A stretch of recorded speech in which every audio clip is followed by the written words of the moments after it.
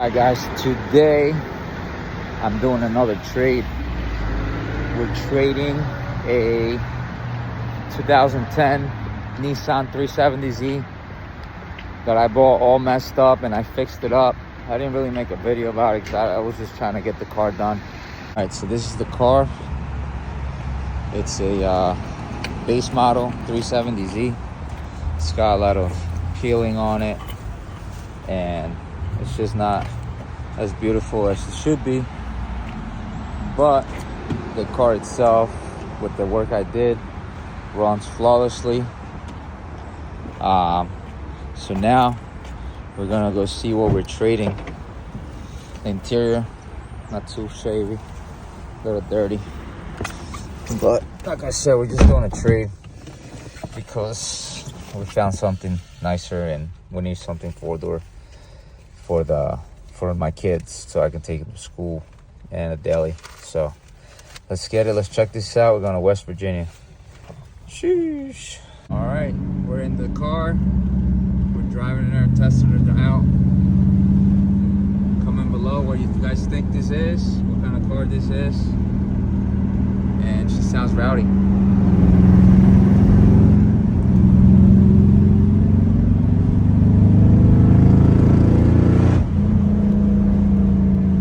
Right, here's the car. It's green and it's very nice. We're trading the Z. This thing has a L59, I believe that's what it is. L59 LS engine, LS base engine with a T56. Oh yeah, this thing is fresh. It's rowdy. So let's see what happens. We're making this trade. Let's get it. All right, guys. So we made the trade. We got a LS swapped RX-8. That's the RX-8. It's the newer style front end. So it's beautiful. First green car after a couple years. So I'm stoked. We got a RX-8 that we might be drifting in. We might be just, I don't know. For now, we're gonna deli it and take care of it just like we take care of every other car that we own. And hopefully we get to drift it. What do you guys say? Get to drift the RX-8. Let's get it. Sheesh, look at the scenery here. A lot of curves. Insane.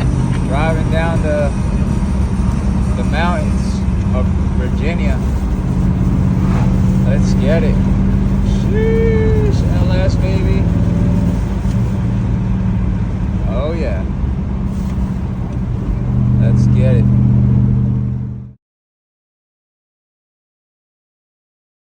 Taking a break.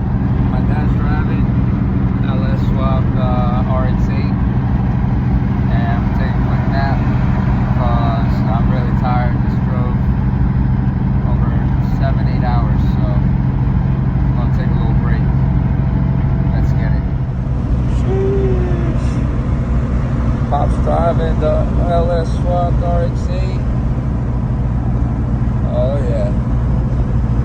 About to rain. Look at that cloud. It's beautiful. It's like a pathway. Sheesh.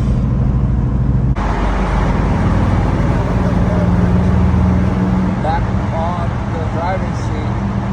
I love the way the gauges turn red when you turn the lights on. Yeah, we're going under a tunnel now. And it's so cool here. Woo, that last baby, let's go. Sheesh. Let's go. Stop for some gas because this thing is thirsty. Look at that thing. This thing's beautiful. I like this car a lot. Again, some 93. This thing is so fresh. Got the rays. Oh yeah. Insane. Finally got a green car. Let's get it.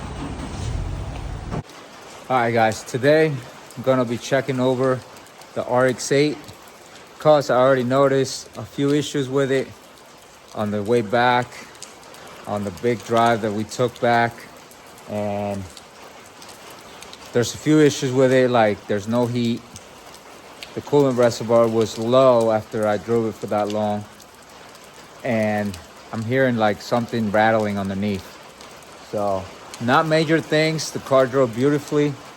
Not really big concern about it, but good thing we know how to fix vehicles here in this channel. So with that being said, let's take a look at this car and see what's going on. All right, so there's an 04 RX-8 and it's got an L59, I believe, from a truck. The engine from a truck. It's got the LS3 intake manifold with the cathedral ports to make it fit on this car. It's got the newer front end from the RX-8s, which I think it looks a lot better than the 04. And they sell a nice wide body kit for this car that I'm thinking of maybe wide bodying this thing. But yeah, this thing is gray. It's beautifully done. I have no regrets on this trade because everything looks legit on this car. But we're gonna find out why that reservoir is low. I just filled it up. But we're gonna find out why that's low and why we don't have no heat. Maybe there's bubbles in the system or something. But we're gonna figure it out. So with that being said, let's race the car up and check underneath. Let's get it.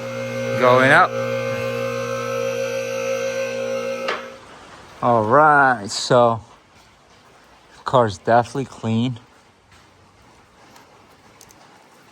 I don't see any coolant leaks down here. So I don't know where the coolant leak might be coming from or why it might be burning it. I'm not 100% sure, but I do not see any coolant anywhere. This is not connected. That's for the crank. So I guess it's getting a signal from somewhere else. I'm not sure, but that's definitely unplugged. Car runs so good though. I don't know why that could be. This pump is blocked off for the AC, and the wires are there. So we can wire that up later if we decide to go with AC. This is for the power steering. Here, it also looks like the rim is hitting the sway bar because it's getting scored right there. And I do feel something when I turn. It's right there, yeah. So that's hitting there. It's got nice coilovers too. And this one's hitting here too, so I might have to do something with the sway bar. Maybe try a 350Z one that I have over there somewhere. But everything looking good. I got these wiring harness. I guess they're for the headlights or something. Fog lights. Didn't look like they're hooked up. So we're gonna find out how to hook those up as well because we want fog lights. Yeah, those aren't hooked up. Car looks clean. No major rust, just surface rust. And we're gonna clean her up. So everything's looking good down here. Mounts, headers, all that's looking good. What's this? Looks like a wire that was just sitting there. Nice. All right, so the headers look all right. This brace is pretty cool as well to reinforce everything. Everything's pretty nice. That's the steering rack.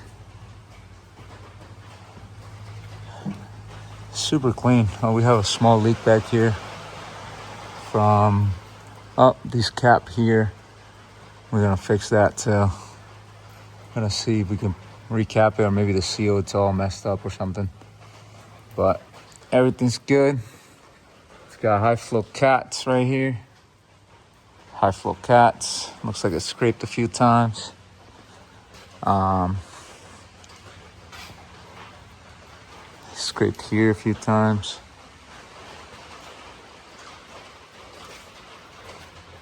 Yeah, this thing's looking good.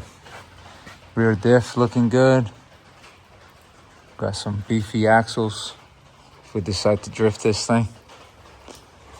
Other than that, I like it. The exhaust has to come down a little bit. So we'll see how we can do that.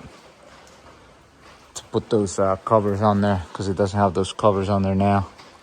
We're gonna finish it up. So with that being said, let's see we can pressure test this the system for the coolant leak and figure out what's going on. Let's get it. All right, so we removed that cap from up there. If you guys can see that cap right there, and it's right here, and it's missing the O-ring on it.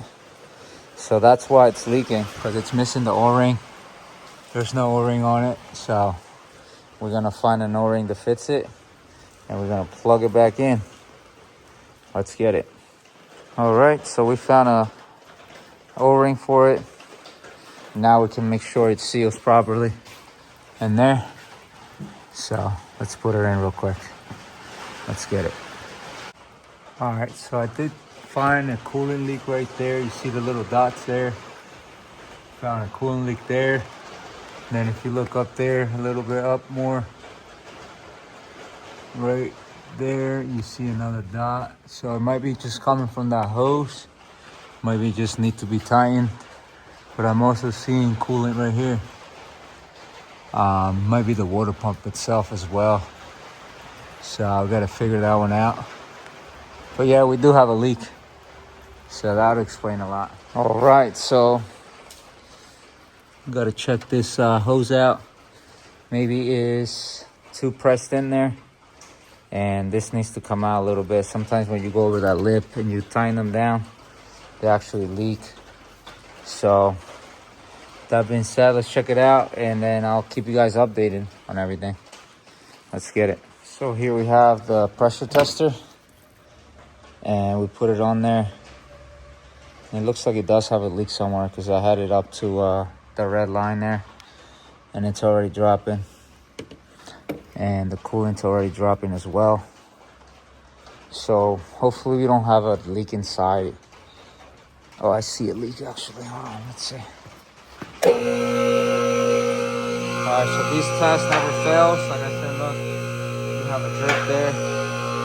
So let's bring it up. Let's get a bucket too.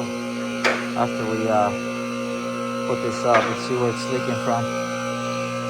I'm glad it's from the outside, not from the inside. We'll see though. Let's get it. Alright, so I can't find the leak because the headers are in the way. I think it's leaking from those hoses going to the firewall. So now we're going to check those out and see what's going on underneath there, because this thing is definitely leaking. Alright, so it's leaking from right there. So we're going to fix that. Let's get it. Alright, so it looks like it was just loose. I tighten up that clamp. Let's pressure test it again and see if it's still leaking. And I'm gonna make sure everything else is tight, just in case. Let's get it. All right, so I put the pressure tester back on. I tightened up most of those hoses. The only ones I couldn't tighten were these ones that were already pre-tightened, but everything else was tightened. So we're just gonna let it sit there for a few minutes and see if we have any other leaks. This one's gone. This one's no more of a leak because we tightened that hose, and now we're holding pressure. This one seemed like it was loose too, so we tightened that one. We tightened all these two here that are like a add-on for it to go down. We tightened this one and this little ones here, and then also the ones on the firewall that were back here. So now I'm just gonna let it sit and see if it goes down, see if we got any more leaks. All right, a few minutes later, we're still where we were. Don't look like anything else is leaking, so we're gonna send it and see what happens. I gotta find out why there's no heat still, So we're gonna figure that out. Maybe because of that leak and he was getting air in the system or something. But we're gonna figure it out. That's what we do here. Let's get it. All right, so now we're gonna be fixing the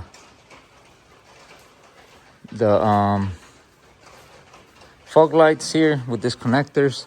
I actually ran the connectors behind here because I don't want them to touch the wheel, touching that stuff in here, because it was already rubbing against some of these connectors. I fixed all the wiring, but now we're going to install.